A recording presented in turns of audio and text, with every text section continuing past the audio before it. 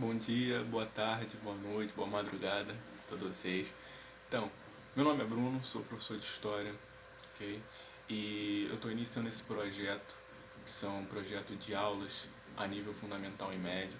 Aqui eu vou abordar diversos temas na medida do possível, diariamente, tá? Esse é um projeto que eu tomei a iniciativa por conta da pandemia de 2020. Muitos alunos ficaram sem acesso à escola, sem acesso à informação, e tendo em vista o nosso governo atual, não só o governo do presidente da República, mas sim nossos governos estaduais, as prefeituras, como estão tratando a nossa crise, que é uma crise muito aguda, tá? Então eu me sentindo na necessidade de, como um ser humano, fazer aquilo que é possível. E o que é possível? Ensinar história, que é o que eu faço, é o meu dever, é uma obrigação conscientizar vocês, né, jovens, crianças, a um pensamento crítico, a um pensamento racional dos fatos. Tá? Então, nessa primeira aula, eu gostaria de conversar com vocês sobre a revolta da vacina. Olha só que legal, né? Vincular a revolta da vacina com nossa pandemia, tentar ver o que tem de parecido, o que não é. Tá? Vamos trabalhar aí 10 minutinhos. Eu gostaria que vocês comentassem assim que acabar o vídeo o que vocês acharam, algumas ideias, algumas sugestões, né? Alguma dúvida, alguma coisa que você achou interessante compartilhar, só comentar e por favor eu vou responder, tá? Então vamos lá, né? A gente está agora, é interessante porque agora a gente está vivendo, né, início de 2021, que é quando eu estou gravando esse vídeo, nós estamos vivendo um período pré-vacinação, né? O mundo já está se vacinando, o mundo saiu na frente na corrida da vacinação, isso será projeto de muito historiador no futuro, né? E o Brasil está atrasado, né? Não era surpresa para ninguém que o Brasil ficasse atrasado em relação a isso, até pela postura governamental, né? Pelo líder, né? Nosso presidente, que se colocou no contraponto, né?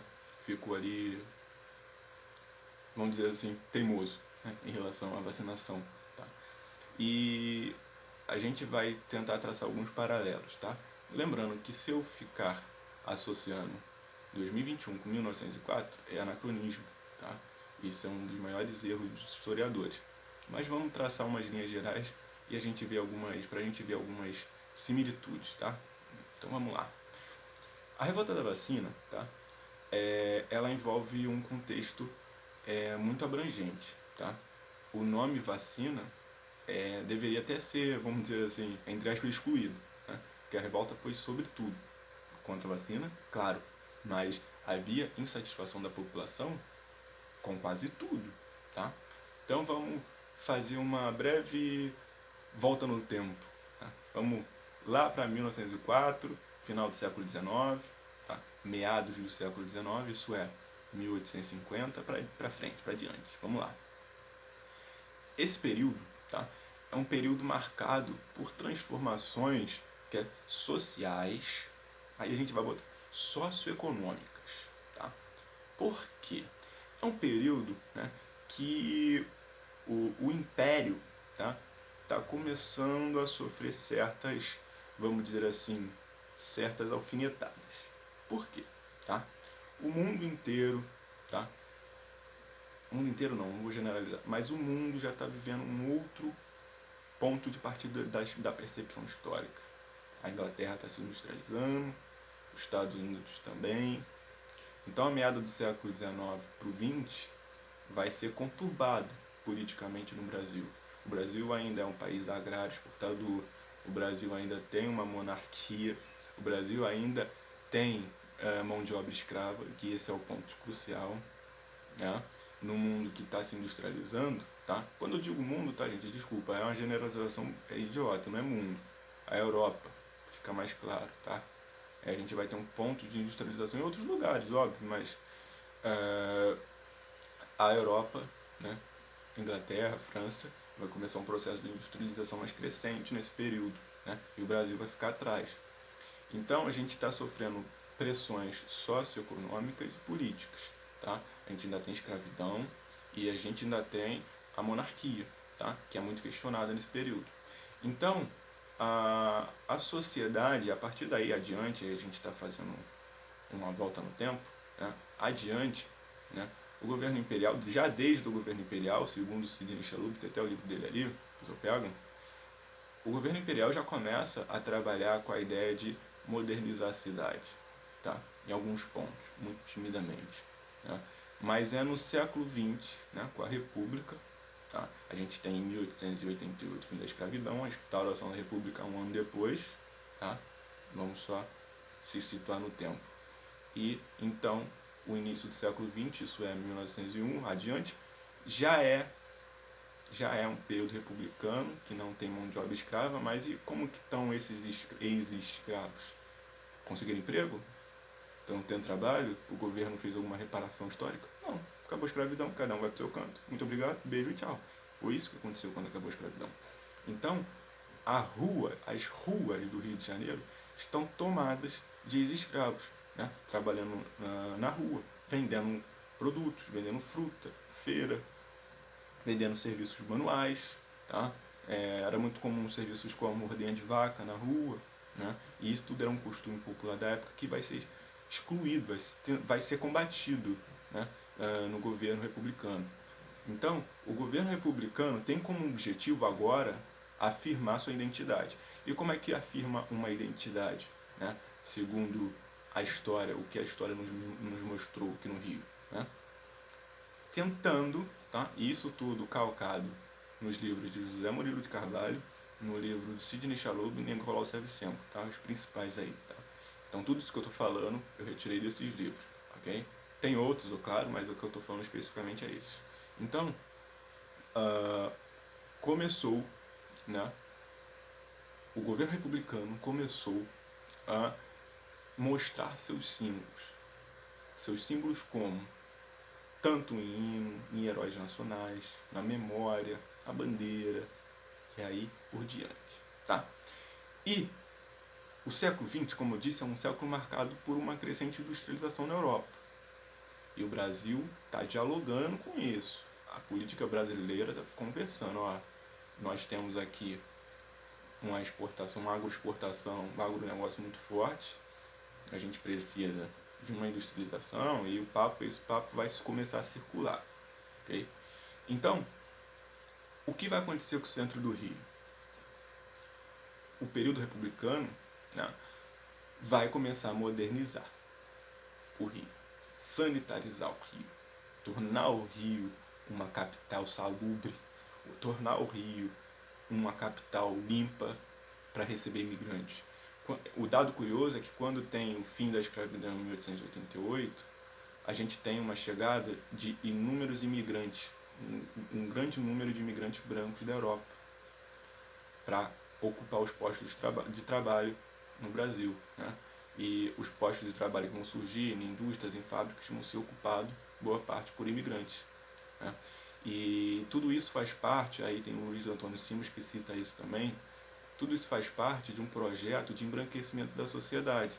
O governo republicano tinha, né, e eu não estou querendo falar de governo republicano imperial, mas o governo republicano tinha um projeto civilizador, um projeto de embranquecimento da sociedade. E quando eu digo embranquecimento, é embranquecer a pele da sociedade, mas também os costumes, né? Hoje tu vê um monte de pardal rolinho aí, isso tudo foi trazido da Europa. E tem um monte. Hoje, o pensamento deles era semelhante a isso. Eu posso até fazer essa analogia, trazer um monte de imigrante branco para branquear a população negra, que era maior do que a população branca no Brasil. Pasme. Então, haverá um projeto de embranquecimento cultural e fisiológico de cor da pele e cultural nos costumes. E qual era o costume da comunidade negra? Muito atrelado, tá, à matriz africana. Então, a gente vai ter uma série de transformações socioespacial, tá? A gente vai ter transformações políticas e econômicas, tá? E, como eu disse, desde o meado do século XIX, né, a medicina brasileira vai começar a tentar entender como surgem certas doenças, quais são os motivos. E o dado curioso é que, geralmente, os motivos dessas doenças, ela é a causa dessas doenças vem ou navio negreiro, né? E a gente está falando de um tempo de 1850, e a gente começa, é o navio negreiro que traz essas doenças, né? Acreditava-se que era, modificou para as habitações coletivas, os cortiços. Você vê aí uma semelhança, o navio negreiro, pessoas escravizadas, negras. Quem morava nos cortiços? Os negros, né? Que já eram livres e tal. No final, a gente tem que lembrar que o Rio de Janeiro era escravidão urbana. Então, muitos negros já eram escravos de aluguel, escravos de ganho. Era uma circulação gigantesca de pessoas escravizadas ao ganho no Rio de Janeiro. A dinâmica da escravidão no Rio de Janeiro é diferente, por exemplo, na Bahia, que era circunscrita a um engenho, muitas vezes. Aqui no Rio era mais urbana, a escravidão mais urbana. Então, a circulação de pessoas na cidade tinha escravos que poderiam ter uma moradia num lugar X, aí quase que um trabalho compulsório, mas ele era de uma pessoa. Enfim, a dinâmica da escravidão aqui no Rio de Janeiro era diferente. Tá? Então, e quando vai chegando próximo a 1888, que é o fim da escravidão ali assinado no papel, a escravidão ela já vai começando ganhando mais abertura. Tá? Então, alguns escravos vão conseguindo a liberdade, né? De certas maneiras, até mesmo com ganho, juntando esse dinheiro para comprar alforria, uma série de coisas. Mas, enfim, tá? Então, a culpa pelas doenças que assolavam o Rio de Janeiro, a medicina acreditava, tá? Os higienistas acreditavam que era culpa dos pobres e negros. Tá? Então, a gente vê um dado curioso, isso está no livro de Sidney Chalub, que é a Cidade Febril, desse aqui. Tá? E a gente vê, ele vai falando, né, pela questão da religião, e a gente tem o José Murilo de Carvalho, que José Murilo de Carvalho aponta também que vamos ter o aspecto moral, né, por exemplo, a mentalidade dos homens que não toleravam que outros homens invadissem sua casa, porque a vacinação era obrigatória, não tem essa de não querer tomar, e pegar no braço desnudos de suas mulheres e suas filhas. Então tem a questão moral, recapitulando, questão religiosa, tem a questão dos cortiços, das habitações populares, tá? E tudo isso a gente certifica uma política para tentar sanitarizar o Rio, desculpa, na marra. Então, haverá uma urbanização, um projeto civilizador na marra. Tem até uma citação de Shevchenko que ele fala, né, o objetivo, mais ou menos assim, o objetivo da urbanização, da sanitarização, era pegar os pés descalços e colocar uma roupa, um terno, era mais ou menos isso, e forçar a uma civilitude. Como que era essa civilitude? Branca. Tentar forçar essa capital, que era uma capital majoritariamente negra, transformar numa capital branca, parecido com a França. Olha só que bonito. Né? Então, o período republicano, o início do período republicano e a revolta da vacina não é só contra a vacina. Então, se cair no vestibular, o que foi a revolta da vacina? Aponte alguns aspectos da revolta da vacina, não se esqueça. A revolta contra a vacinação obrigatória não era só pelo medo de morrer se tomar vacina. Né? A revolta da vacina era contra, né? Tinha no seu ensejo, tinha na sua identidade diversos motivos insatisfatórios. Derrubada de cortiços e casas populares. Imagina alguém derrubar a tua casa do nada. Insalubre. Derruba. E por que não tinha um conceito de que era cortiço? Se alguém fala, aquele lugar ali é um cortiço, hein? Ligar a polícia, ligava. Pronto, você está ferrado. Questão moral, questão religiosa, pelos adeptos de Omulu, de matriz africana, tá? Então, para eles, Omulu era o curador das doenças epidêmicas. E a gente vai listar algumas aí, citar duas doenças que assolavam o Rio de Janeiro. Febre amarela, transmitida pelo mosquito. E até então não sabia quem transmitia a febre amarela, depois que foram descobrir que era a picadura do mosquito. E depois nós temos, temos a varíola. Né? Essas duas pestes aí, essas duas doenças, matava que era uma beleza. Tá? Entre outros. Tá? Mas essa era que matava branco pra danar.